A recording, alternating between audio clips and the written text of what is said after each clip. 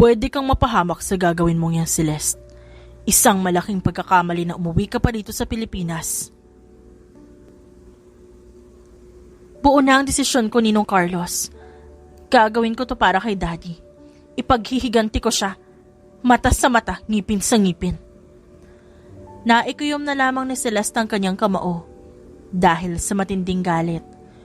Umuwi siya ng Pilipinas para ipaghiganti ang daddy niyang pinatay nang hinihinala niyang mafia boss. Hindi niya maatim na hindi makapaghiganti dahil kinuha sa kanya ang nag-iisa niyang pamilya. Ngayon naiwan na siyang mag-isa. Hindi mo lubusang kilala ang kakalabanin mo, anak. Delikado siyang tao. Hindi siya basta-basta.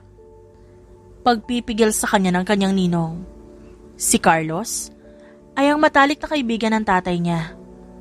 Malapit ito sa pamilya nila noon pa man, kaya naman na makauwi siya galing ibang bansa, ito ang una niyang pinuntahan para sabihan ang kanyang plano. Hindi ako pinalaking mahina ni Daddy.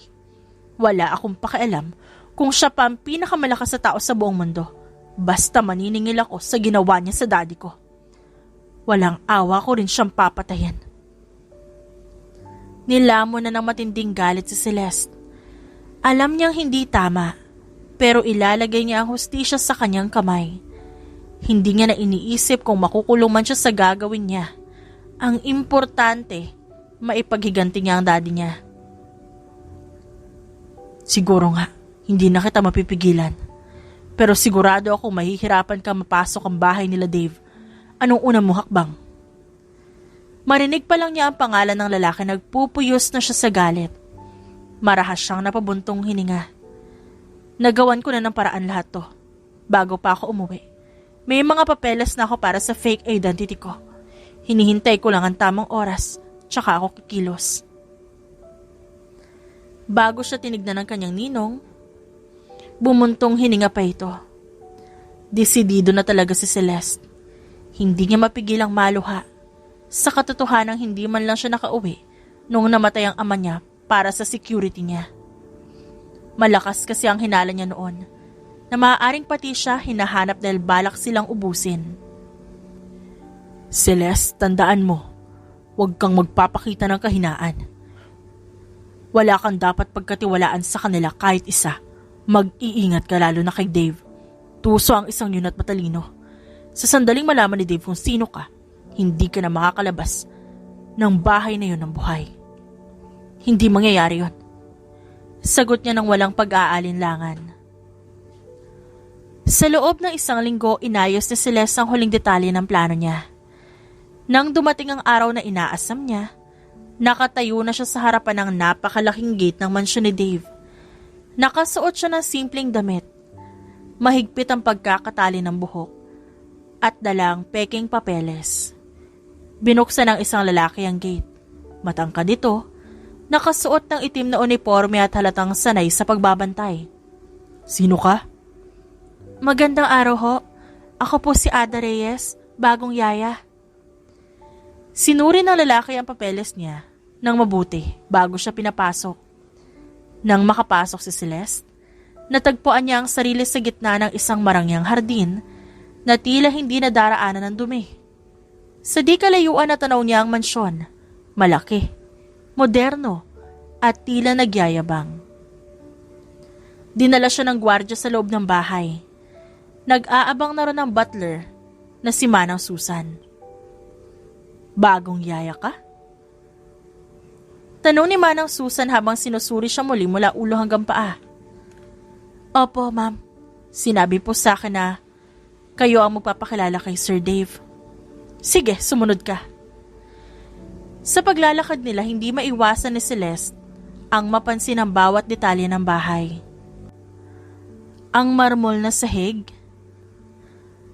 ang mga mamahaling obra sa dingding, at mga antigong dekorasyon na nagpapakita ng kayamanan. Sa isang saglit, naramdaman niyang parang sinasakal siya sa lugar na yon. Ang lugar ng taong sumira sa buhay niya. Pagdating nila sa opisina ni Dave, tumigil si Manang Susan at kumatok ng marahan. Sir Dave, narito na po ang bagong kasambahay. Papasukin mo. Sagot ng isang mababang tinig mula sa loob.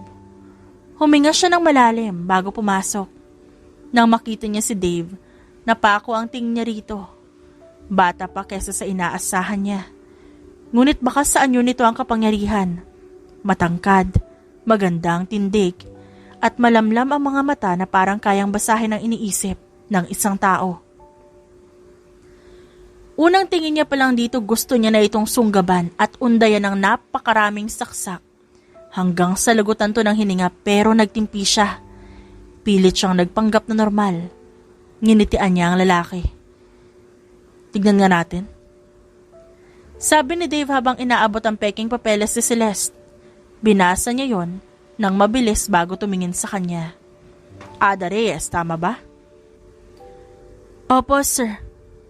Tahimik siya habang tinititigan ito na para bang sinusuri ang bawat galaw niya. Napalunok si Celeste. Hindi basta-basta ang mga taong pinapapasok sa bahay na to. Siguraduhin mo lang na mapagkakatiwalaan ka. Gagawin ko po lahat para hindi kayo madismaya. Sagot niya, pilit pinakakalma ang sariling boses. Tumango si Dave. Mabuti, maging maayos ka. Wala akong pasensya sa mga kapalpakan ng kahit sino. Opo, sir. Manang Susan, turuan mo siya ng mga gagawin. Tumayo si Dave, niligpit ang mga papeles at dumiretso sa pintuan.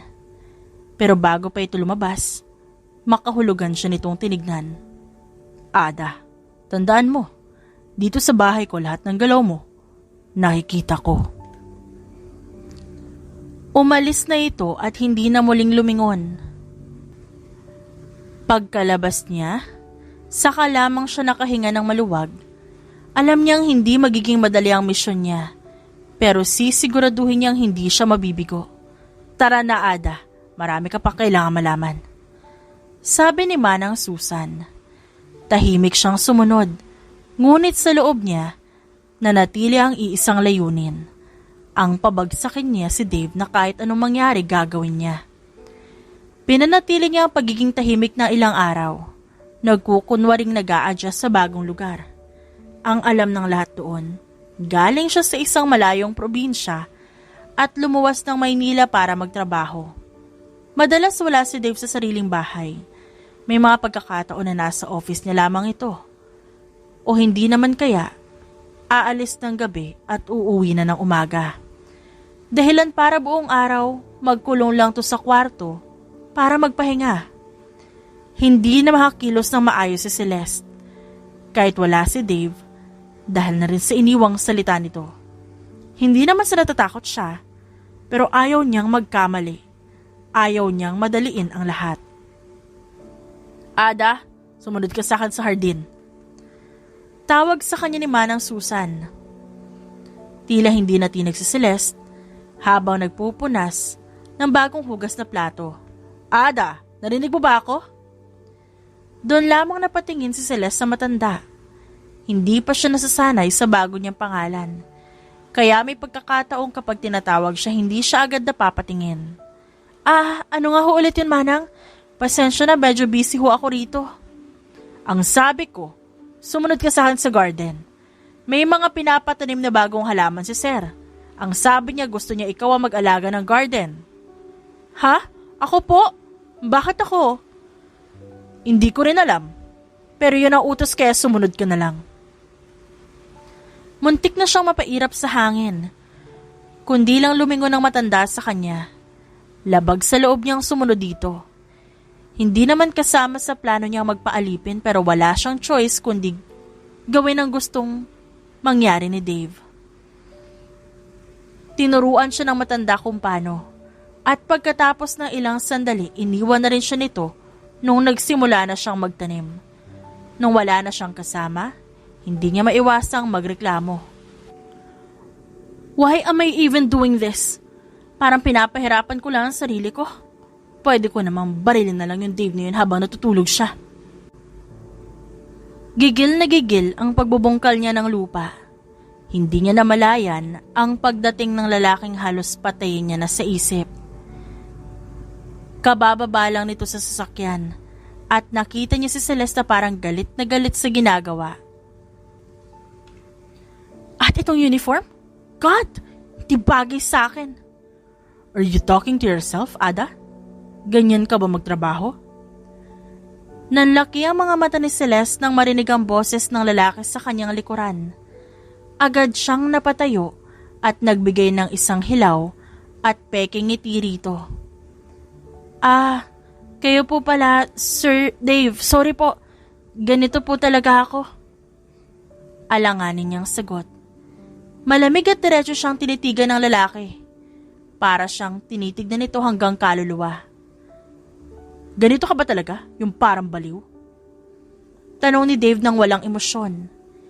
Hindi niya sinasadyang mas malakas ang dating ng mga salita kesa sa inaasahan niya. Baliw po? Hindi naman siguro. Baliw at masyadong maingay habang nagtatrabaho. Akala mo ba hindi sinasabi ni Manang Susan na panay bulong ka habang may ginagawa? Bakit mo pa pinasok ang trabahong to? Kung magrereklamo ka lang din pala na magrereklamo. Hindi ito ngumiti. Diretso lang ang tingin. Parang naghahanap ng palusot na hindi niya tatanggapin. Sir, ano po kasi, practice lang po. Pilit niyang sagot. Pinilit niyang ngumiti ng maayos pero halata ang kaba sa kanyang boses. Hindi niya rin alam kung tama bang idinahilan niya. Practice? Practice ng ano? Magreklamo habang nagtatrabaho? Lumapit si Dave. Tumigil ito sa harapan niya at sinuri ang mga kamay niyang punong-puno ng lupa. At ang dumi pa ng trabaho mo. Hindi maitago ni Celeste ang inis niya. Malamang marumi. Dahil lupa ang tinatrabaho ko. What do you expect? Saglit na natigilan si Celeste nang mapagtanto niyang nag-English siya at sa paraang maarte pa. Napalunok siya. Ang ibig ko po sabihin, pasensya na po Sir Dave, aayusin ko po. Pangako. Hindi ko kailangan ng pangako mo. Ang gusto ko, gawin mo nang hindi kailangan sabihin. Ayusin mo ang trabaho mo. Kung ayaw mo, matanggal dito. Tumalikod si Dave at tumingin sa mga halaman sa paligid. Hindi na nakapagsalita si Celeste. Tahimik lang siya nakatingin sa likuran ni Dave. Pero sa loob-loob niya nagpipigil siya ng galit. Gusto niya itong hampasin ng pala sa ulo nang paulit-ulit habang hindi nakatingin. Halos hindi na maipinta ang mukha ni Celeste. Mabilis nilang din binago ang itsura nang lumingon ulit ito sa kanya. Ano pang ginagawa mo dyan? Ituloy mo na yung ginagawa mo. Pasigaw na utos nito. Wala namang nagawa si Celeste, kundi pulutin ang pala na binitawan niya kanina habang nagbubungkal. Nagsalubong naman ang kilay ni Dave nang tumuwad si Celeste at halos makitaan na ito ng pang-ibaba. Yan ba ang uniform na binigay sa ni Manang Susan? Wala na bang iba? Kaya pala nagtitinginan yung ibang trabahador sa'yo dito. Nagpapakita ka ng kaluluwa. Muling napaayos ng tayo si Celeste. Lihim na lang siyang napangiti sa isip dahil parte yun ang plano niya. At nag-umpisa na nga siyang mapansin ni Dave. Ang isa sa mga plano niya paibigin si Dave at makuha niya ang loob nito hanggang sa malaman niya kung anong kahinaan nito. Wala na raw kasing iba sir, kaya ito na lang ang binigay niya. Nag-angat ng tingin si Dave. Nag-aapoy ang mga mata habang tinititigan si Celeste mula ulo hanggang paa. Hindi nakatakas sa mata niya mga trabahador na panakaw na sumisilip sa kinaroroonan ni Celeste.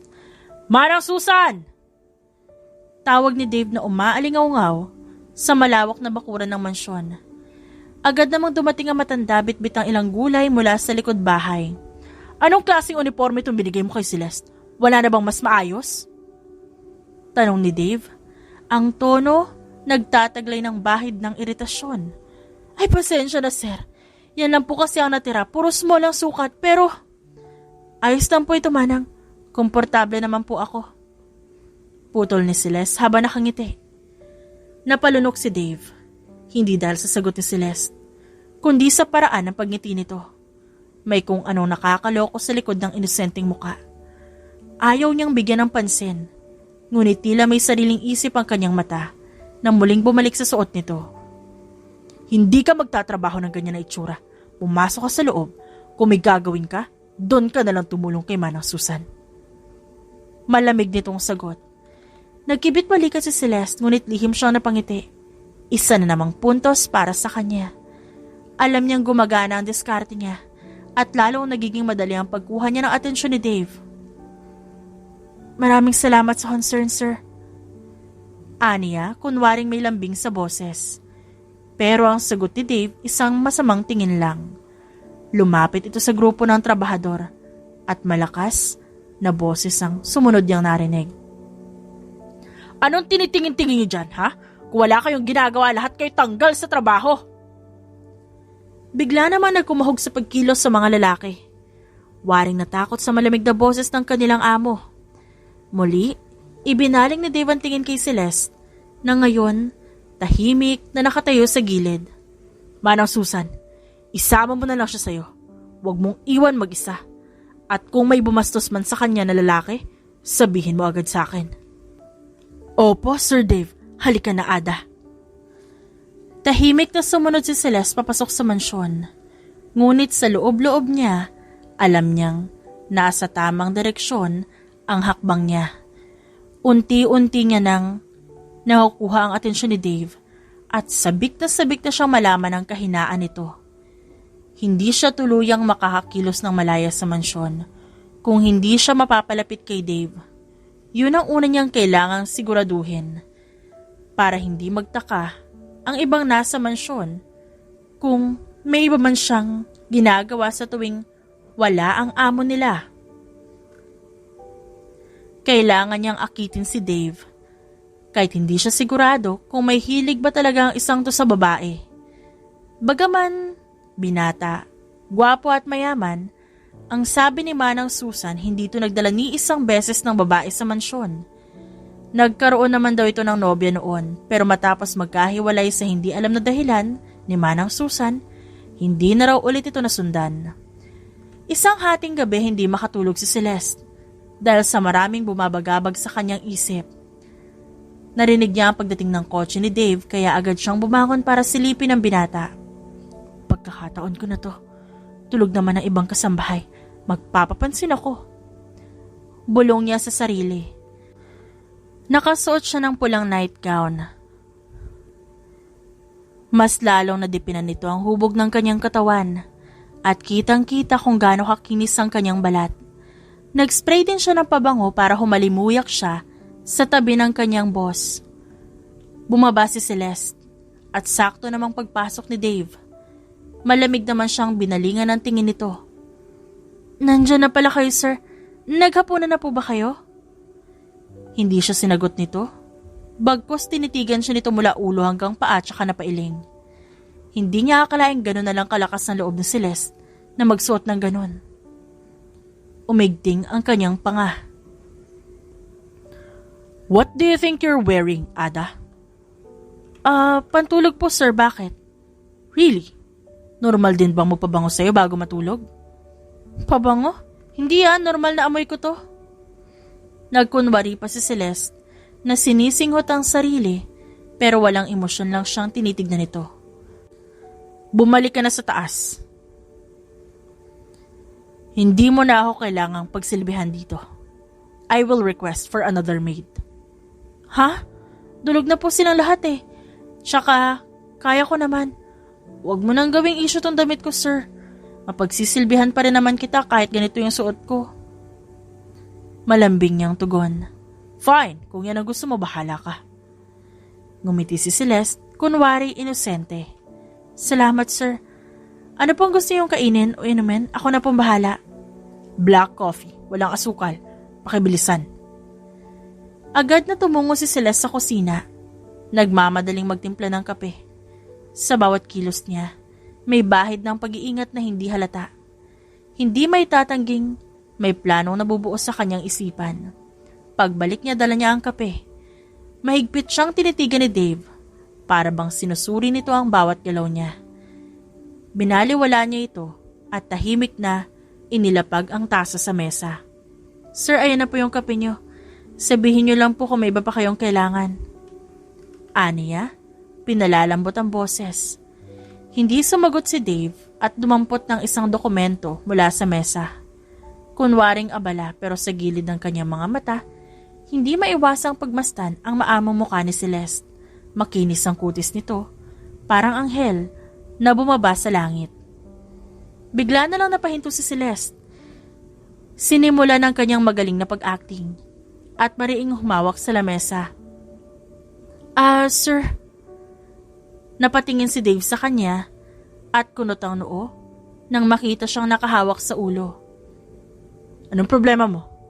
Medyo nahihilo ho ako. Bigla siyang nawala ng balanse at natumba sa harap ni Dave. Sa reflexes ng lalaki, mabilis siya nitong nasalo.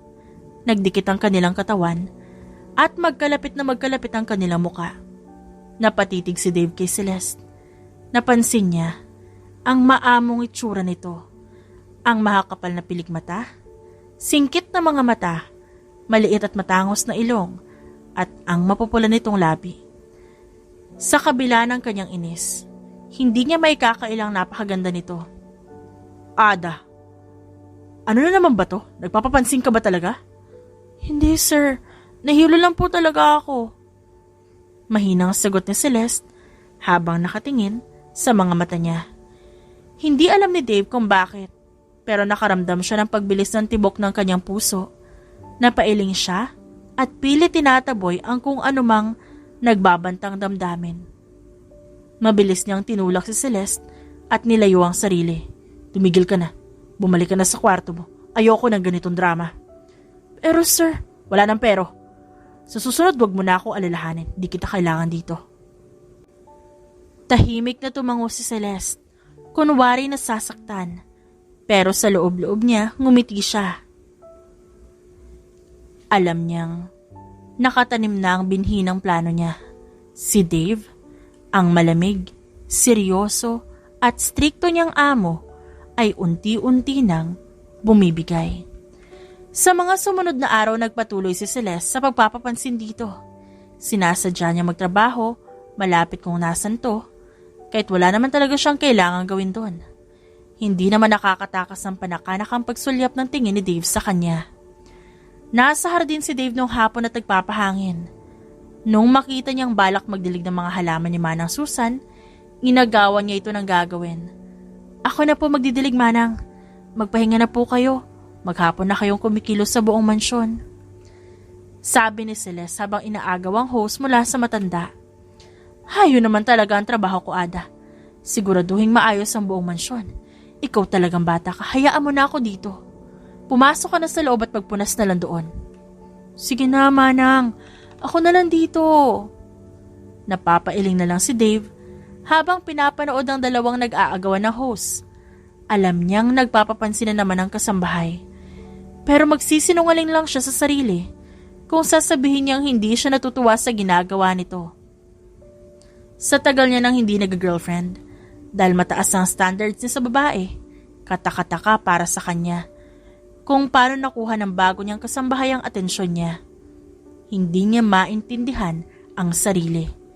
Sa huli, nagtagumpay si Celeste sa pagkuha ng hose kay Manang Susan. Naiiling naman pumasok ang matanda sa loob. Nag-umpisa nang magdilig si Celeste sa harap ng kanyang Sir Dave. Hindi naman siya tinitignan nito hanggang sa naisipan niyang mag-umpisa ng conversation. Single ka ba, sir? Panimula niyang tanong. Anong pakialam mo? Tatanong lang naman, napakasuplado mo. I'm single. Napangiti bigla si Celeste. Talaga? Nililigawan meron? Ganyan ka ba talaga? Mahilig ka mag-usisa ng boss mo? Di naman, sir. Gusto ko lang po kayong mas makilala kasi syempre, amo ko kayo. Wala akong nililigawan. Kung ganun, sir, baka naman pwede ako mag-apply bilang girlfriend mo. Biro ni Celeste sabay tawa ng mahina. Hindi sumagot si Dave. Binigyan lang siya ng masamang tingin. Tumahimik si Celeste pero ramdam niya ang pamumula ng mukha niya sa hiya. Grabe naman kayo, sir. Biro lang naman. Aniya, pilit na binabawi ang awkward na eksena. Kung tapos ka na magdilig, pumasok ka na sa loob. Sa halip na sundin to, patuloy si Celeste sa kanyang pangungulit. Sir, curious lang. Anong klase po ba ng negosyo ang meron kayo? Para namang napaka-busy niyo lagi. Nagtagal bago sumagot si Dave. Tahimik itong tumayo at tumingin sa malayo. Tila nag-iisip ng tamang sagot. Trading. Matipid niyang sagot. Trading? Parang broad sir masyado. Ano bang klaseng trading? Baka naman illegal, kaya hindi niyo masagot na maayos. Lumapit si Dave at ang mga matay nakakatakot ang pagkatalim. Careful with your words, Ada. Hindi mo alam kung anong pinapasok mo kapag nagtatanong ka ng ganyan. Lihim na napangiti si Celeste, pero kunwari siyang natakot. Alam niyang hindi ito magbibigay ng detalyadong sagot dahil alam niyang mali ang ginagawa nito. Isa itong kriminal. Wala itong alam kundi magpatakbo ng mga iligal na negosyo. Pasensya na po, sir. Wala naman po akong ibig sabihin. Curious lang talaga ako. Sagot niya sabay baling ng tingin pabalik sa mga halaman. Tahimik na pinagmamasdan siya ni Dave habang nagdidilig. Sa labas, normal lang ang itsura ni Celeste. Simple, mahinhin, pero may kakaibang lakas ng loob na hindi mo basta makikita. Pero sa loob, nagngingit-ngit si Celeste. Nasa harapan niya ngayon ang lalaking responsable sa pagkamatay ng kanyang ama. Isang inosenteng tao na kinitilan ng buhay dahil ang naging banta ito sa illegal na gawain ng mga tulad ni Dave. Hindi siya basta-basta susuko. Nandito siya upang alamin ang bawat kahinaan ng lalaki. Hindi siya titigil hanggat hindi bumabagsak si Dave, hanggang hindi niya nababayaran ang ginawa nito sa kanyang ama. Masipag ka pala magtanim. Biglang sabi ni Dave na ikinagulat niya. Nagangat siya ng tingin. Pilit na ngumiti. Oo naman sir. Sa pagtatanim, natututo tayo maghintay bago makuha yung bunga. Parang sa buhay, kailangan lang natin ng tiyaga. Hindi sumagot si Dave pero ramdam ni Celeste ang malalim nitong pag-iisip. Alam niyang nagdududa na ito. Pero mas matatag ang kanyang pagpapanggap. Sa isip niya, ang bawat tanong ay parang binhi ng paghihiganti. Malapit niya ng anihin ang resulta. Nang hindi sumagot si Dave, nanahimik na rin siya. Hanggang sa nagpaalam na itong papasok sa loob ng mansyon. Lihim siyang ngumiti habang pinapanood itong umalis. Sa bawat araw na dumaraan, mas lalong lumalakas ang loob ni Celeste na magtatagumpay siya sa kanyang plano. Lalo pa, nung dumating si Dave isang gabi, nabasa ng ulan. Hindi pa man nagtatagal, narinig niya ang pag-ubo nito. Naku sir, saan po ba kayo galing? Ba't nabasa kayo ng ulan? Hindi makasagot si Dave dahil sa matinding pag-ubo. Napaupo na lang ito sa magaran niyang sofa. Wala siyang pakialam kahit nababasa niya yon dahil basa ang kanyang damit. Mabilis na kumilos si Celeste. Kumuha siya ng tubig at towel. Pinainom niya si Dave at hindi naman ito tumanggi. Nang makainom ng tubig, medyo kumalma na ang lalaki. Si Celeste naman, walang paalam na pinunasan ng towel ang basa nitong buhok. Wala na nagawa si Dave, kundi titigan na lang siya habang inaasikaso siya nito. Wala ba kayong dalang payong sir? Magkakasakit kayo niyan eh. Parang nanay na nagagalit si Celeste. Napangiti na lang si Dave. Wala nang saysay para pigilan niya ang sarili niya. Unti-unti niya nang ibinaba ang bakod niya para kay Celeste. Hindi niya alam na ito ang isa sa magiging malaking pagkakamali niya sa buong buhay niya. Nandiyan ka naman kung magkakasakit ako. Aalagaan mo naman ako, di ba? Napatigal si Celeste sa ginagawa. Hindi niya inaasahan ang pagiging malamyos ni Dave. Sa isip ni Celeste, ang Dave na kaharap niya ngayon, ibang-iba sa matapang at palaging istriktong lalaking nakilala niya. Ang basa nitong buhok na kumakapit sa noo. Ang matatalim ngunit pagod na mga mata at ang maamong ngiti nito ngayon, nagbibigay ng kakaibang aura. Kahit hindi niya gustuhin, hindi maitatanging gwapo talaga si Dave. Idagdag pa ang perpektong hugis ng katawan nito na bagamat natatakpan ng basa nitong damit, sapat na para makita ang tikas ng pangangatawan ng lalaki. Napalunok si Celeste, sabay pilit na tinataboy ang mga naiisip. Hindi ako nandito para humangas sa kalaban. Nandito ako para gumante. Yun ang paalala niya sa sarili, habang patuloy na pinupunasan ang buhok ni Dave. Handa akong alagaan kayo, sir. Sagot niya, sa banayad nitong sinabi. Kunwari walang mali siya sa tono ng kanyang boses. Ngumiti si Dave, halatang pagod na pagod. Salamat kung ganon. Umakyat na po kayo sa kwarto niyo, sir. Maligo at magpalit na kayo ng damit. Ipagluluto ko kayo ng lugaw para mainitan yung tiyan niyo. Tumango si Dave.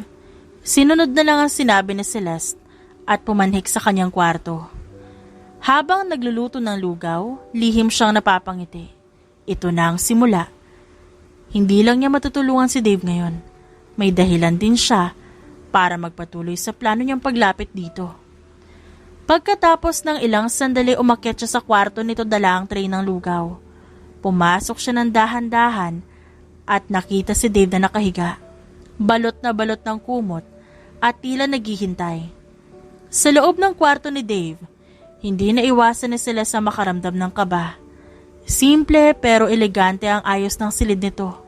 Malinis, moderno, ngunit halos walang personal na bagay na makikita. Walang litrato, walang sentimental na bagay, parang walang puso ang kwarto nito. Tulad ng may-ari nito, naisip niya. Sir, pagkain po. Sabi niya habang inilalapag ang tray sa bedside table. Ngunit napansin niya ang pamumula ng balat nito. Hinawakan niya ang noo ni Dave. Sir, ang taas na lagnat niyo. Dumilat si Dave. Mahina, ngunit pilit na ngumiti. Kaya pa naman. Hindi ko kailangan ng ospital, may gamot naman ako dito. Pinilit niyang paupuin si Dave at pinakain to ng lugaw. Kailangan niyong kumain, sir. Baka lalong lumala ang lagay niyo kung magpapabaya kayo. Habang kumakain si Dave, tila nagiging mahina ito. Hindi na siya ang istriktong Dave na palaging may kontrol sa sitwasyon. Ang tagal na. Ang tagal na nung may nag-alaga sa akin ng ganito. Napahinto si Celeste. Bakit, sir? Wala ba kayong pamilya o kahit kasambahay na maaasahan? Umiling si Dave. Matagal na ako mag-isa. Ulila na ako. Namatay ang buong pamilya ko sa isang pagsabog sa dating bahay namin. Nasira ang lahat. Ako lang ang nakaligtas. Dahil nasa isang business meeting ako noong oras na yon. Hindi alam ni Celeste kung anong mararamdaman. May kung anong kirot sa dibdib niya habang iniisip ang pinagdaanan ng lalaking ito. Ngunit agad niyang isinantabi ang kanyang pakiramdam na yon. Hindi niya dapat ito kaawaan dahil ito din ang dahilan kung bakit ngayon ulila na siya. Pasensya na po sa nangyari. Pero paano niyo nalagpasan yun, sir? Ang hirap yata mawala ng pamilya. Wala akong choice kundi magpatuloy. Mahinang saad nito. Ngunit puno ng lungkot. Kapag natutumba ka, kailangan mong bumangon. Ang negosyo ko ang nagbigay sa akin ng dahilan para magpatuloy sa buhay. Nagpigil si Celeste na magtanong pa. Alam niyang lalabas ang galit niya kung hindi siya mag-iingat. Sa halip, ngumiti siya ng konti. Kung ganun, sir, kailangan niyo talagang alagaan ang sarili niyo. Mahirap magpatakbo ng negosyo kung di kayo malakas. Tumango si Dave. Ikaw na ang bahala sa akin ngayon. Mukhang maaasahan ka naman. Sa loob-loob ni Celeste, isang bahagi ng kanyang plano ang natupad. Unti-unti niya nang naaabot ang tiwala ni Dave. Ngunit sa kabila ng tagumpay na yon, hindi niya maipaliwanag kung bakit tila mas mahirap kesa sa inaakala niya ang pananatiling walang emosyon. Hindi dapat ako magpatalo. Isa siyang halimaw. Kailangan niyang pagbayaran ng lahat ng kasalanan niya. Yun ang pilit niyang sinasabi sa sarili niya habang pinupunasan ng malamig na tuwalya ang noo ni Dave na nakatulog na. Nakatitig si Celeste na natutulog na si Dave. Sa kabila ng galit, pilit siyang nanatili. Pilit niyang inayos at hinayaang maging inosente ang kanyang itsura sa harapan ng lalaki. Napansin niya na mukhang inosente din ito habang natutulog. Agad niyang itinaboy ang anumang malambot na emosyon na pilit sumisiksik sa kanyang puso. Biglang nagmulat ng mata si Dave, dahilan para magulat siya. Bago pa siya makapagsalita, bigla siyang hinila ng lalaki papalapit at niyakap. "Sir, ano pong ginagawa niyo?" Tanong niya, halata ang gulat sa boses. "Nilalamig ako. Kailangan ko ng natural na init. Hayaan mo na lang muna." Hindi makapaniwala si Celeste sa naririnig. Natural na init, hindi naman siya heater. Subalit sa mga mata ni Dave, tila wala itong malay sa sinasabi at ginagawa. Naghahanap lang ito ng konting ginhawa sa init na gusto niyang makuha sa katawan ni Celeste. "Pero sir, hindi yata tama to. Hindi na yata tama to kasi hindi to parte ng trabaho ko eh." "Nag-aalaga ka sa akin, di ba? Hayaan mo na lang muna sa ganitong sitwasyon tayo." Sagot ni Dave, mahina ngunit puno ng katiyakan. Wala nang nagawa si Celeste kundi ang manatili sa posisyon nila. Ayaw niyang gumawa ng eksena na maaaring magdulot ng komplikasyon sa plano niya. Labag man sa loob niya, nanatili siyang nakayakap kay Dave hanggang sa unti-unti na rin siyang makatulog. Nagising si Celeste nang madamang mainit na sinag ng araw mula sa bintana. Napagtanto niyang nakayakap na rin siya kay Dave. Agad siyang bumitiw, umaasang hindi nagising ang lalaki sa kanyang kilos. Tinitigan niya si Dave na mahimbing pa rin ang tulog. Sa pagkakataong nito, muling sumagis sa isip niyang angelic face ng kanyang amo. Ang linya ng panga nito, ang makapal nitong kilay, at ang mapupulang labi. Lahat yon tila perpektong likha ng may kapal. Ngunit agad niyang pinalitan ang iniisip. Hindi dapat siya nagpapadala sa isang mamamatay tao. Mabilis niyang inayos ang sarili at lumabas ng kwarto. Ngunit pagkalabas niya, sinalubong siya ni Manang Susan, na halatang nagtataka. "Ada, anong ginagawa mo sa kwarto ni Sir Dave?" Tanong nito, puno ng paghihinala. Inalagaan ko lang po siya kagabi. Nilalagnat po kasi siya at kinailangan ko alagaan." Tumaas ang kilay ni Manang Susan. "Siguraduhin mo lang na wala kang ginagawang hindi maganda. Hindi mo alam kung anong gulo ang pwedeng mangyari kung may makakita sa inyo." "Opo, Manang." Sagot ni Celeste pilit na nagpapakumbaba. Tumalikod na siya at nagmadaling bumalik sa maid's quarter upang umiwas pa sa mga tanong. Nang makababa na siya ulit para magtrabaho, napansin ni Celeste sa tila mas lumalalim ang gulo ng emosyon sa kanyang isip. Ano ba talaga ang nararamdaman niya para kay Dave? Galit, pagkaawa o pagkalito? Habang nagmumuni-muni, biglang bumaba si Dave mula sa hagdan. Hindi na ito mukhang mahina tulad kagabi, ngunit bakas pa rin ang pagod sa mukha nito. "Magandang umaga, sir. Buti naman at bumaba kayo." "Magandang umaga. Salamat kagabi." "Sir?" "Sa pag-aalaga mo, di ko inaasahan yon." Tumango si Celeste, pilit iniingatan ng emosyon sa boses. "Trabaho ko po yun. Kailangan ko po kayong asikasuhin." Hindi. Hindi lang yung trabaho. Matagal na akong hindi inaalagaan ng ganon. Tagal ko na mag-isa. At nakatulong ka kagabi." Sagot ni Dave, diretso ang tingin sa kanya. Nanahimik si Celeste. Hindi niya alam kung paano sasagutin ang sinabi niyo ni Dave. Bakit parang mas mahirap itong kalabanin ngayon? Bakit parang nagiging tao na ito sa paningin niya? Pagkaraan ng ilang oras, umalis si Dave para magtrabaho. Habang naglilinis si Celeste, napansin niya ang isang maliit na kahon na naiwan sa sala. Agad niyang kinuha yun at sinilip ang laman. Mga papeles. Hindi niya maiwasang kilalanin ang ilan sa mga nakasulat doon.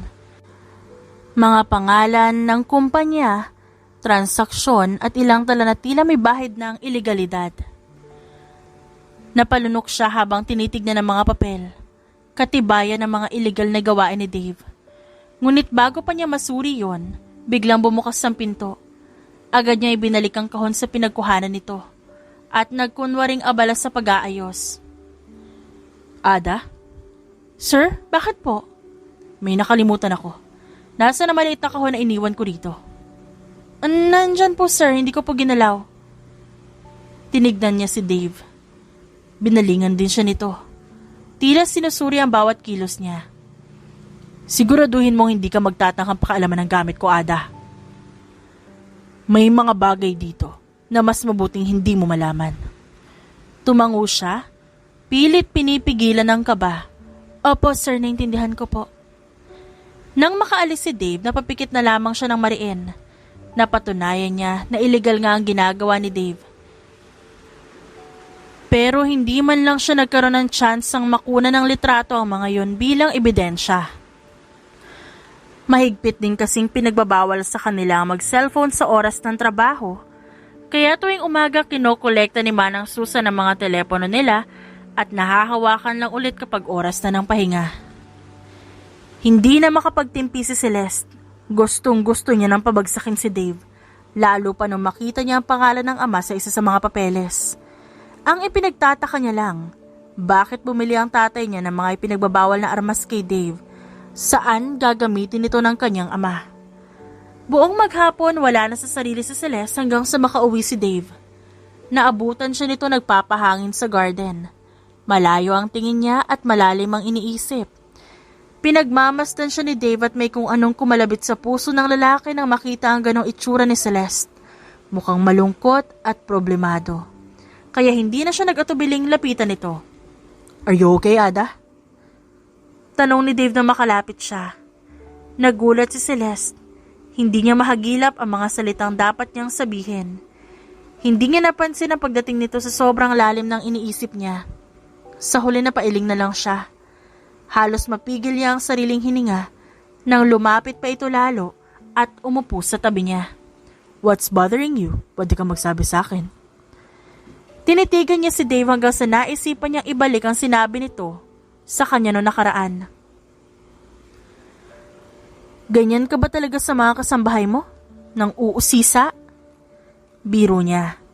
Tumawa si Dave at ilang saglit na napatigil ang mundo niya habang pinapanood na tumatawa ito. Para itong musika sa tenga. Yun ang unang pagkakataon na marinig at makita niyang tumatawa ito. At sa tingin ni Celeste, kailanman hindi siya masasanay na ganun si Dave. Parang napakalayo nito sa Dave na hinubog niya sa isipan.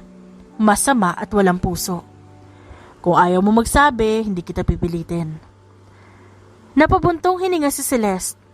Gusto niyang kunin ang pagkakataon na yon para mag-take advantage at magmukhang kawawa sa harap ni Dave. Isa itong patibong para lalong maging palagay si Dave sa kanya. Namimiss ko lang si Papa. Mahinang sabi ni Celeste, pilit pinapakalma ang boses. Magsisinungaling man siya sa kung anong tunay na bumabagabag sa isip niya, totoo naman ang nararamdaman niyang pangungulila sa kanyang daddy. Kung ganon, ba't di ka umuwi sa inyo? Kahit ilang araw lang baka makatulong. Wala na akong uuwian. Wala na si Papa. Tumahimik si Dave. Hindi niya agad alam kung anong sasabihin. Sa halip, hinintay niya si Celeste na muling magsalita. Miss na miss ko na siya. Nung bata ako, ginagawa niya akong prinsesa. Tuwing linggo gumigising siya ng maaga para lutuin ang paborito kong pancake. Yung may mga hugis puso at bituin. Lagi niyang sinasabi na ako ang pinakamagandang bata sa buong mundo. Kahit paminsan, puro tsokolate ang mukha ko. Bahagya siyang natawa habang pinapahid ang luha, pero ang sakit na natili. Isang beses, sinabi ko sa kanya na ayoko na maging prinsesa. Gusto ko nang maging reyna. Tumawa siya.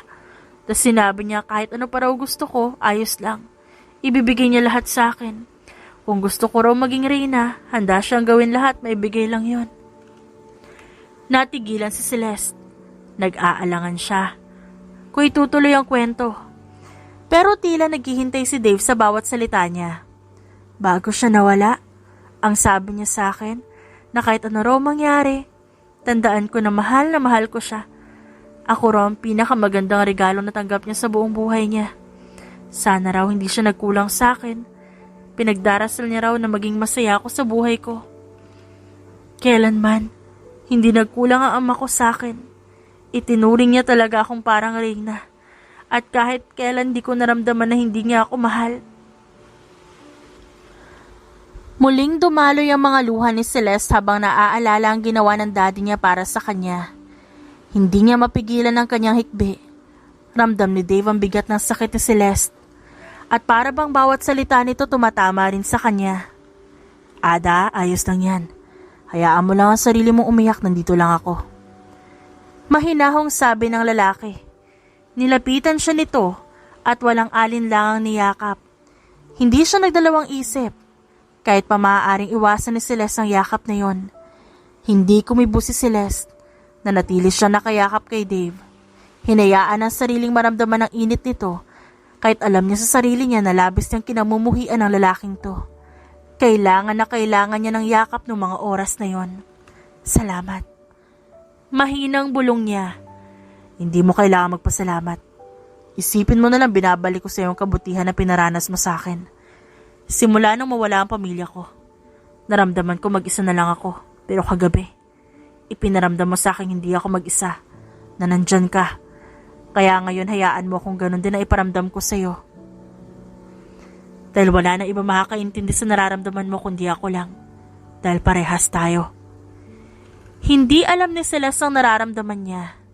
Hindi niya alam kung bakit parang tila nawala ang walang puso na Dave sa kanyang isip.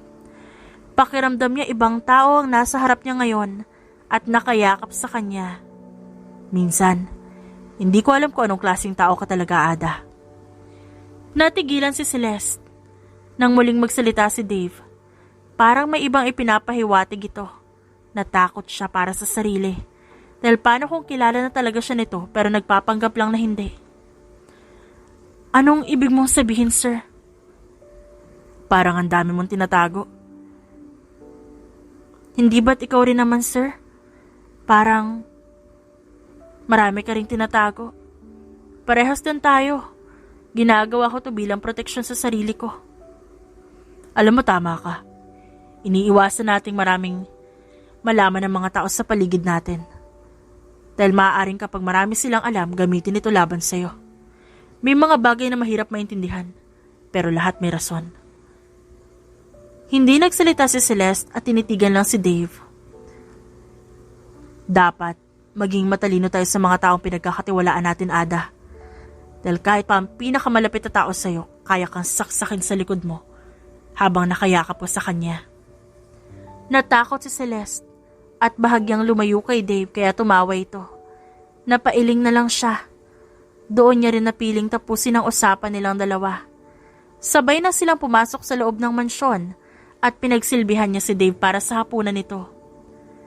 Habang binibigyan niya ng tubig si Dave, hindi niya napansin ang paninitig ni Manang Susan sa kanya. Hindi niya alam na sa mga oras na yun, hinuhusgahan siya nito. Nang matapos si Dave at umakyat na ng kwarto, nakuhang pagkakataon ni Manang Susan yun para kumprontahin si Celeste sa ginagawa. Ano sa tingin mo ang ginagawa mo, Ada? Nilalandi mo ba si Sir Dave?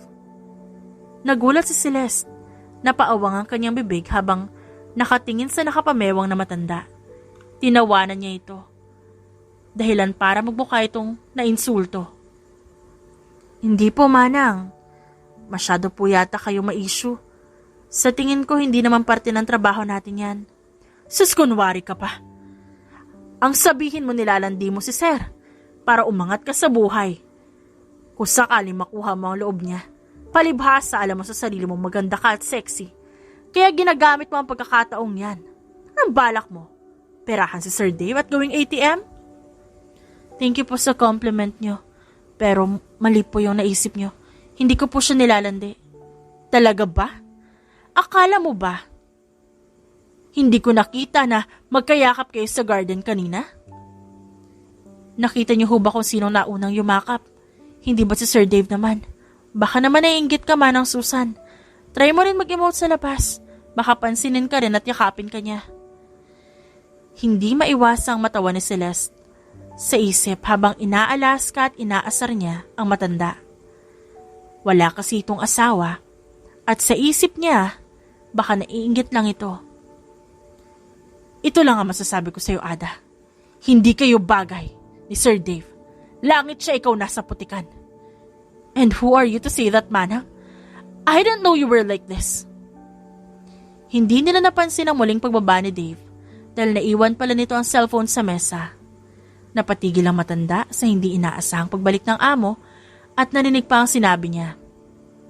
Manang Susan, wala kang karapatan para sabihin ang mga bagay na yan. Ako ho ba, sir? Pautal na sagot ni Manang Susan, halatang nagulat sa presensya niya. Hindi ko kailanman tinignan ang estado ng buhay ng babaeng mamahalin ko. At kahit ano pa ang iniisip mo, hindi kita binigyan ng pahintulot para husgahan ng isang tao. Lalo na sa sarili kong tahanan. Pero sir, wala nang pero. Hindi mo trabaho makialam sa personal kong buhay. Umakyat ka na sa kwarto mo. Ayoko na makakarinig pa ulit ng usapang ganito.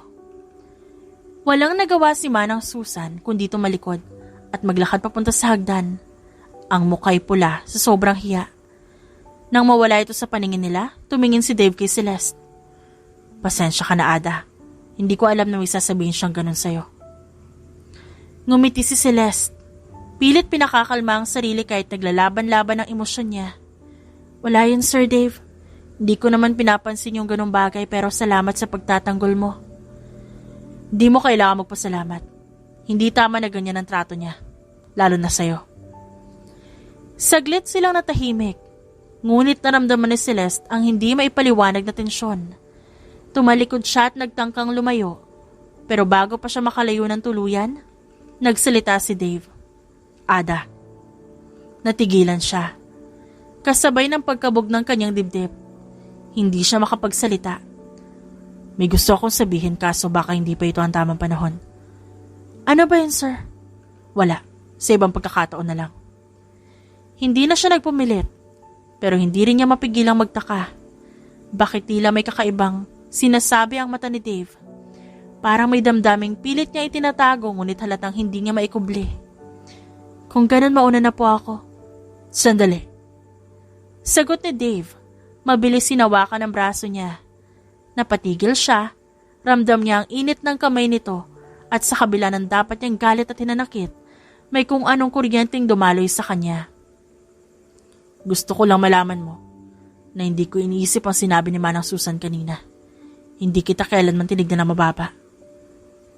Bakit mo pa kailangan sabihin yan? Hindi naman ako naapektuhan. Gusto ko lang siguraduhin. Alam kong may pader kang itinayo at alam kong hindi ganun kadali para magtiwala ka. Pero gusto ko iparating sa'yo na nandito lang ako. Kahit kailan mo ako kailanganin. Walang maisagot si Celeste. Napako siya sa titig kay Dave. At sa kauna-unahang pagkakataon, ramdam niyang pagkabasag ng bahagi ng pader na matagal niyang itinayo. Tila nagkaroon dito ng butas. Salamat. Mahina niyang sabi bago tumalikod. Pilit itinatago ang kaguluhan ng kanyang damdamin. Pagkaalis niya, naiwan si Dave na nakatingin sa kanya. Tila nagtataka rin sa sarili kung bakit hindi niya mapigilang mahulog sa isang babaeng tila isang misteryo na unti-unti niyang gustong alamin. Nang makaakyat si Celeste, tuluyan na siyang napangiti. Nalalapit na ang oras ng kanyang paghiganti. Nakuha niya ang loob nito at anumang oras, malapit niya na itong mapabagsak. Nai-imagine niya sa utak niya ang paggunaw ng mundo ni Dave sa oras na malaman nito ang tunay niyang katauhan. Iiyak to sa kanyang harapan. Ngunit, ang mas makakapagpasaya sa kanya kapag nagmakaawa ito para sa sarili nitong buhay. Dahil pumasok sa buhay niya si Celeste, hindi para mahalin, kundi patayin siya. Sa mga sumunod na araw, tila nagtatagumpay na nga talaga si Celeste. Kapansin-pansin ang kakaibang pakikitungo sa kanya ni Dave. Tuluyan na talagang nahulog sa kanyang patibong. Sa kabilang banda, hinahayaan na lamang ni Dave ang sarili niya. Nagpapadala na lang siya sa Agos dahil ang tagal na rin. Nung huli niyang maramdaman ng ganung bagay, tinanggap niya sa sarili niyang nagugustuhan niya na talaga ang babae at wala siyang pakialam kung ano man ang katauhan nito. Handa siyang mahalin to kahit ano pa man ang mangyari. Ada, halika't sumama ka sa akin. Ayaw ni Dave kay Celeste, nakasalukuyang nagdidilig ng mga halaman. Ha? San po, sir? Maang-maangan niyang saad at kunwaring nagulat pa. Basta, wag ka na maraming tanong. Magbihis ka at lalabas tayo. Wala nang nagawa si Celeste kundi sumunod na lang sa utos nito. Napatawa na lang siya habang nag-aayos sa sarili. Pinili niya pa magsuot ng damit na sexy at nagpaganda siya. Nang makalabas ng kwarto, hindi nakatakas sa kanya ang panghuhusga ni Manang Susan gamit lamang ang matalim nitong tingin. Hindi niya na lang to pinansin at nagmadaling lumapit sa sir nilang naghihintay sa baba. Tinignan siya nito mula ulo hanggang paa. Tulad ng una siya nitong nakita. Noong mga oras nga lang na yon, masyadong nagtagal ang paninitig ni Dave sa kanya at parang may gusto pa itong sabihin. Let's go. Habang nasa kotse, tumahimik si Celeste, ngunit ramdam niya ang panakanakang sulyap ni Dave sa kanyang tabi. Hindi nagtagal nagsalita ang lalaki. Ang suot mo.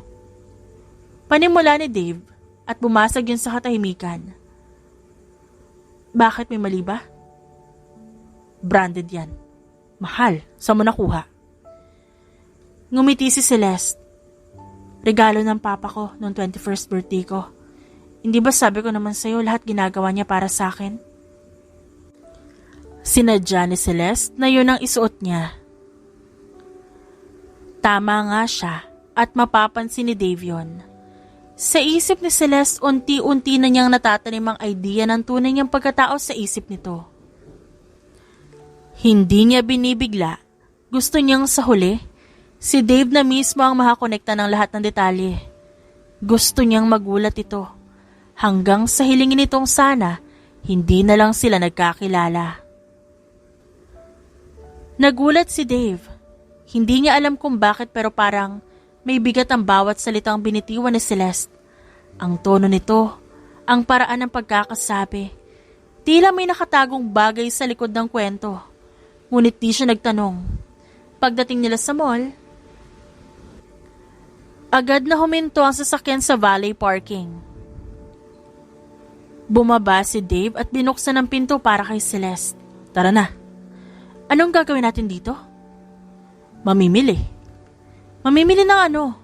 Ng mga bagong damit at gamit mo. Huwag na, ayos pa naman yung gamit ko. Hindi, I insist. Gusto kong mapalitan ng lahat ng kailangan mo. Deserve mo yan. Nagkunwari siyang tumututol dito. Ngunit alam niyang hindi siya tatantanan nito. Sa huli sumama na lang siya. Agad silang pumasok sa isang high-end boutique. Habang namimili napansin ni Dave ang kakaibang kilos si Celeste.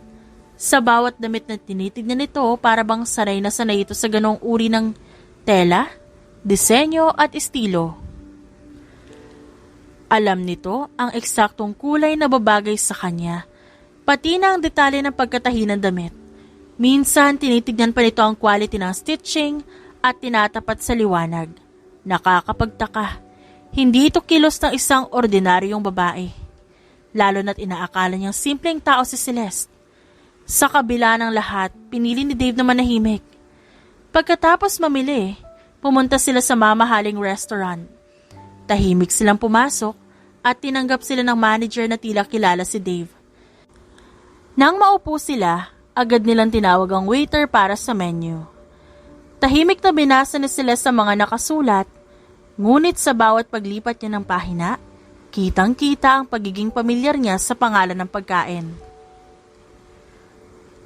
Nang dumating ang kanilang order, hindi nakaligtas kay Dave ang paraan ng pagkain ni Celeste. Alam nito ang tamang kubyertos na gagamitin sa bawat putahe. Sa salad pa lang, maingat itong ginamit ang salad fork. At nang maserve ang main course, Dumaan ito sa tamang sequence ng paghiwa ng steak gamit ang steak knife. Walang bakas ng alinlangan sa kilos nito. Ba't ang tahimik mo para may iniisip ka? Tumikim si Dave, tila pinipilit mag-ipon ang lakas ng loob. May gusto akong sabihin. Ano yon? Ada, gusto kita. Napataas ang kilay ni Celeste kunwari nagulat. Ano? Gusto kita. Hindi ko na may tatanggi pa. Alam kong hindi ako sigurado kung anong iniisip mo sa akin. Pero gusto ko malaman mo na handa akong ligawan ka. Napatingin si Celeste sa kanya. Ang puso'y tila na kuryente. Hindi niya alam kung ba't gano'n ang epekto ng mga sinabi ni Dave. Pero pinilit niyang kontrolin ang kanyang sarili. Pinilit niyang iwaksi sa isipan kung anong kakaibang pakiramdam na kumakalabit sa puso niya. Panalo na siya. Magagawa niya na ang plano niya. Hindi ko alam ang sasabihin. Sagot niya, nagkukunwaring naguguluhan. Nagpatuloy si Dave. Hindi mahalaga sa akin ang estado mo sa buhay. Ang mahalaga ikaw. Hindi agad sumagot si Celeste. Tila nag-iisip ng tamang sasabihin. Sa huli, bumitiw siya ng isang maliit na ngiti. Sir Dave, hindi ko alam kung anong sasabihin ko. Hindi ko inaasahan to. Huwag mo madaliin ang sagot. Gusto ko lang malaman mo seryoso ako. Tumango si Celeste, kunwaring naguguluhan. Ngunit sa loob-loob niya nakangisi siya. Pagkatapos ng hapunan, nasa kotse na sila pabalik ng mansyon. Tahimik si Dave, tila nag-iisip pa rin. Si Celeste naman tahimik na nagpaplano.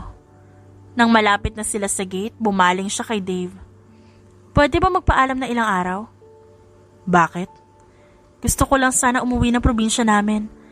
Sandali lang, miss ko na kasi ang lolo't lola ko at ang iba kong pamilya. Sige, pero babalik ka agad? Oo naman. Ngumiti si Dave, ngunit hindi niya alam ang totoong dahilan ng pag-alis ni Celeste. Hindi ito uuwi para magpahinga. Isa sa katuparan nito ang matagal ng plano laban kay Dave. Pag-uwi sa mansyon, agad siyang nagligpit ng gamit. Habang inaayos ang bag, huminto siya at tinignan ang kanyang refleksyon sa salamin. Malapit na. Matagal niya itong inihanda. At ngayon, kaunting hakbang na lang ang kailangan niya. Malapit na, Daddy. Makakaganti rin tayo. Dumating ang araw ng kanyang pag-alis. Naghihintay si Dave sa kanya sa hardin. Pinipilit siya nitong ihatid pero mariin siyang tumanggi. Hindi pwede, lalo pa't uuwi siya sa kanyang tunay na bahay. Mapupurnada ang plano niya. Sigurado ka bang hindi na kita kailangang ihatid? Hindi na, kaya ko na ang sarili ko. Kung ganun, mag-iingat ka. Bumalik ka rin agad dahil tsak mamimiss kita. Natigilan si Celeste sa paraan ni Dave ng pagkakasabi nun. Magsisinungaling siya kung sasabihin niyang hindi siya naapektuhan. Matagal nang may epekto si Dave sa kanya pero pilit niya itong isinasantabi. Dahil mas nananaig pa rin ang galit niya sa lalaki. Babalik ako. Babalikan kita. Makahulog ang sabi ni Celeste bago tuluyang umalis. Habang nasa taxi, hawak niya ang telepono at tinatawagan ng kanyang ninong Carlos. Ninong, pauwi na po ako. Nagawa ko na ang plano ko. Magaling inaanak. Dito na kita antayan. Dapat lang na matapos na yan. Hindi alam ni Celeste na mula sa di kalayuan sinusundan siya ni Dave gamit ang sariling sasakyan. Sinigurado niyang hindi siya mahahalata habang minamasdan ng taxi na sinasakyan ng babae. Pagkarating sa bahay ni Carlos, mabilis na bumaba si Celeste. Agad siyang niyakap ng kanyang ninong at nagpaabot ng bati. Ang galing mo, Celeste. Ngayon, may babalik na natin ang hustisya para sa tatay mo. Ngunit bago pa magpatuloy ang kanilang usapan, biglang may dumating na isa pang sasakyan. Napalingon si Celeste. Bumukas ang pinto at bumaba si Dave. Halata sa mukha nito ang labis na kalituhan at sakit. Ada, ano ibig sabihin nito? Nagulat si Celeste. Hindi niya inaasahan ang bigla nitong pagsulpot. Pero tunay nga sigurong matalino ito at nagduda sa kanya. Alam niyang wala nang atrasan to. Kailangan malaman ng lalaki ang katotohanan. Tama na ang pagpapanggap. Sabi niya ng malamig sabay titig kay Dave. Hindi Ada ang tunay kong pangalan. Ako si Celeste Ruiz, anak ni Christopher Ruiz, ang lalaking walang awa mong pinatay. Namilog ang mga mata ni Dave at unti-unting napaluhod sa harapan ni Celeste. Para bang tumama sa kanya ang bawat salita ng babae. Bakit? Hindi ko maintindihan. Hindi napigilan ni Celeste ang sariling maluha. Ang galit na kanina pa nananaig sa kanya, unti-unting nawawala habang nakikitang nasasaktan si Dave. Ngunit kailangan niyang tapusin ito. Ito ang plano. Napurnada man ang binabalak niya sa isip, mukhang mapapaaga naman ang gagawin niya. Nanginginig niyang inilabas ang baril mula sa bag at itinutok yun kay Dave. Isa kang mamamatay tao. Pinatay mo ang daddy ko. Ang nag-iisa kong pamilya. Kaya dapat pati ikaw mamatay din. Karapat-dapat ka nang mamatay. Silas, hindi ko siya pinatay. Hindi ako ang pumatay sa tatay mo. Ang totoo na may kagagawa nun ay ang taong nasa likod mo. Nilingon ni Silas ang kanyang ninong. Halata ang pagkalito sa kanyang muka. Ninong, anong sinasabi niya? Sinungaling ang lalaking niyang Celeste. Hindi tumigil si Dave. Handang ipagtanggol ang sarili. Celeste, magkasama kami ng tatay mo at ng ninong mo sa isang transaksyon. Ang tatay mo ang bumili ng armas pero ang ninong mo, dahil sa inggit at kasakiman, siya ang pumatay dito. Gamit ang armas na yan. Tinutok niya sa ulo ng tatay mo at kinalabit ang gatilyo. Hindi totoo yan! Sinusubukan ka lang niyang linlangin. Kahit balikan mo lahat ng detalye, Celeste, makikita mong totoo ang sinasabi ko. Nagtaksil siya sa tatay mo dahil sa pera. Ginamit ka lang niya para sa pansariling interes. Nanlaki ang mga mata ni Celeste. Hindi niya alam kung sino ang paniniwalaan. Pero bago pa siya makapagsalita, biglang hinugot ni Carlos ang baril at tinutok sa kanya. Nang tumutok ang baril kay Celeste, parang tumigil ang kanyang mundo. Si Carlos, ang taong itinuring niyang pangalawang ama, ang naglabas ng baril upang patumbahin siya. Nag-uumapaw ang galit at takot sa puso niya.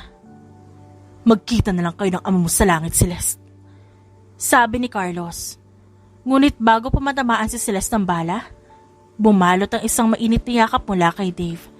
Isang malakas na putok ang narinig at mabilis na dumaloy ang dugo mula sa likuran ni Dave. Napasigaw si Celeste. Isinigaw niya ang pangalan ng lalaki. Maluha-luha ang mga mata. Ang katawan niya nanginginig sa takot. Hindi makapaniwala sa nangyayari. Naghihingalo si Dave sa kanyang harap. Ang mga mata ni Celeste puno ng luha. Dave, hindi ka pwedeng mawala. Wala pa ako. Pagkakataong itama ang lahat, please. Please. Narinig nila ang tunog ng sirena mula sa malayo. Dumating na mga pulis. Isang kasambahayan nakapansin sa nangyari at mabilis na tumawag ng tulong. Ang katawan ni Dave unti-unti nang nanghihina. Wala na siyang malay. Dave, hindi mo ako pwedeng iwan. Hindi ko pa nasasabi yung tunay kong nararamdaman sa'yo eh. Please. Nagmamadali ang mga pulis.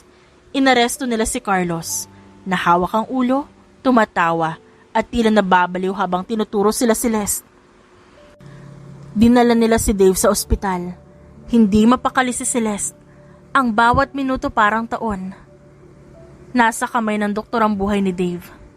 Sa wakas, pagkaraan ng ilang oras, ligtas si Dave.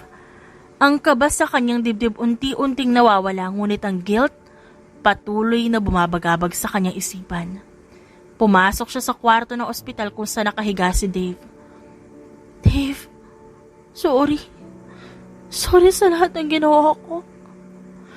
Hindi ko sinasadya. Wala akong alam. Pasensya na. Ibinukas ni Dave ang mga mata. Ngumiti ng mahina. Di na mahalaga, Celeste. Mahal kita. Yun ang mahalaga. Sagot nito, ang boses puno ng pangunawa. Sa mga salitang yon, nagbukas ang isang pintuan sa puso ni Celeste. Mula sa kanyang puso, lumabas lahat ng kanyang saloobin. Dave, sa kabila ng lahat ng plano ko, nahulog na yung loob ko sa'yo. Hindi ko kaya mawala ka. Hindi ko alam kung anong kailangan kong gawin para mapatawad mo ko Nadala ko ng emosyon at galit ko dahil akala ko ikaw ang pumatay sa tatay ko. Tumango si Dave at dahan-dahang pinisilang kamay ni Celeste. Wala kang kailangang gawin, Celeste. Basta mahal kita. Habang ang mga mata ni Celeste puno ng luha, ramdam niya ang isang malalim na koneksyon sa puso ni Dave. Isang koneksyon na hindi kailanman matitinag. Sa kabila ng lahat ng kasalanan at sakit, may pag-asa pa silang magsimula muli. Nabigyan ng hostisya ang pagkamatay ng daddy ni Celeste. Napatunayan nila na si Carlos talaga ang pumatay dito. Paulit-ulit na humingi ng tawad si Celeste kay Dave at paulit-ulit namang sinasabi ni Dave na naiintindihan niya ito. Kahit nasintensyahan na ng habang buhay na pagkakakulong si Carlos, nasasaktan pa rin si Celeste sa katotohanang ang taong pinagkatiwalaan niya ang totoong may sala sa pagkamatay ng daddy niya. May parte sa akin na hindi ko alam kung paano magpatawad. Sa tingin ko hindi na darating ang oras na yon. Ang pagkawala ni Dad, hindi ko pa rin matanggap. Hinawakan ni Dave ang kamay niya. Di mo kailangan pilitin ang sarili mo. May mga sugat na kailangan na mahabang panahon para maghilom. Naglakad sila patungo sa puntod ng tatay ni Celeste. Tumigil sila sa harap ng isang tombstone at nagsimula si Celeste na magdasal. Ibinaba niya ang ulo at taimtim na nanalangin. Ganon din ang ginawa ni Dave habang pinagmamasdan ang pangalan ng kanyang ama sa ibabaw ng bato. Nandito lang ako para sa iyo, Celeste. Hindi ka na muling mag-iisa. Kahit ano iparamdam mo. Kahit na hindi mo ako kausapin. Kung ano man ang pagpapasaya na ginawa sa'yo ng daddy mo noon, ganon din ang gagawin ko sa'yo. Palagi kitang pasasayahin at ituturing kitang para kong reyna. Bumuntong hininga si Celeste at sa mga salitang yon, naramdaman niyang may liwanag sa gitna ng dilim na kanyang pinagdadaanan. Kundi dahil sa'yo, hindi ko siguro maiintindihan ang lahat ng to. Mahal kita, Dave. Ang paghihiganti, hindi ito magdudulot ng kaligayahan.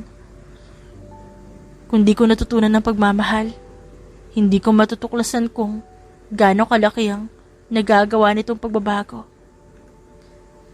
Niyakap nila ang isa't isa ng mahigpit. Sa mga oras na yon, naramdaman nila na ang bawat sugat ay nagiging mas magaan. Ang kaligayahan hindi nakasalalay sa paghihiganti, kundi sa pagpapaubaya, sa pagtanggap at pagbuo ng bagong simula. I love you, Dave. I love you, Celeste. Sa mga salitang yon, naglaho ang lahat ng takot at alinlangan sa kanilang puso. Ang bawat bighati, ang bawat pagkatalo, napalitan ng matamis na pag-asa. Sa kabila ng lahat ng pinagdaanan nila, natutunan nilang pagmamahalan tunay na makapagpapalaya sa kanila. Sa simpleng salita, nagkaroon sila ng lakas upang magpatuloy. Dahil natutunan nilang walang mas malakas pa sa pag-ibig at pagpapatawad. At sa bagong araw, muling binubuo nila ang kanilang pangarap ng magkasama, ng buo, ng maligaya. At sa pagtatapos ng araw, habang ang mga bituin ay nagsimulang magningning sa langit, naramdaman nilang wala nang mas mahalaga pa kesa sa pagmamahal na nagdudulot ng kapayapaan at ang mga sugat na unti-unting nagiging alon ng paghilom. The end.